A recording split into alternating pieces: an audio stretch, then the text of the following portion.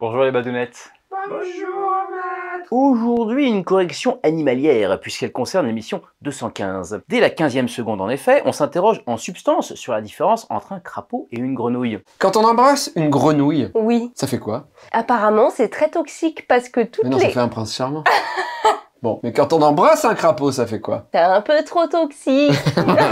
Exactement. Ce sont tous les deux des batraciens, mais des différences notables existent. Le crapaud a la peau sèche et couverte de verrues. La grenouille humide et lisse. La grenouille saute, le crapaud aimerait bien. Enfin, bien qu'étant tous les deux des amphibiens, la grenouille vit littéralement dans l'eau, alors que le crapaud n'y va que pour tout ce qui a un rapport à l'accouplement. Dans tous les cas, et pour en revenir à l'émission, ne léchez ni l'un ni l'autre. Et puis de toute façon, on ne lèche pas un être vivant sans consentement. Déjà, pour obtenir celui de son date Tinder, c'est chaud. Alors le consentement d'un animal qui, à plus forte raison, a un plus petit cerveau qu'un chocobon, faut se lever tôt. Ça peut pas être illégal, un crapaud. Le crapaud lui-même, non, mais consommer sa toxine comme une drogue, oui, notamment aux États-Unis. Le saviez-vous? La femelle du crapaud, c'est la crapaude, et le petit, le crapelet. À 6 minutes 45 maintenant, on s'interroge sur le régime alimentaire du poisson rouge. Il a mangé tous les poissons du lac. Je pense qu'un poisson rouge n'est pas carnivore. Ah ouais. Et il mange quoi du coup? Il mange des plantes. croquettes? Le poisson rouge, goldfish en anglais, poisson doré, c'est selon, est omnivore, c'est-à-dire qu'il mange de tout. Enfin, tout ce qu'il a sous la nageoire, hein, il va pas au McDrive. Donc des algues, des plantes, mais aussi des vers, des insectes, des mollusques. Donc si, il est bien carnivore, il mange de la viande, mais dans un régime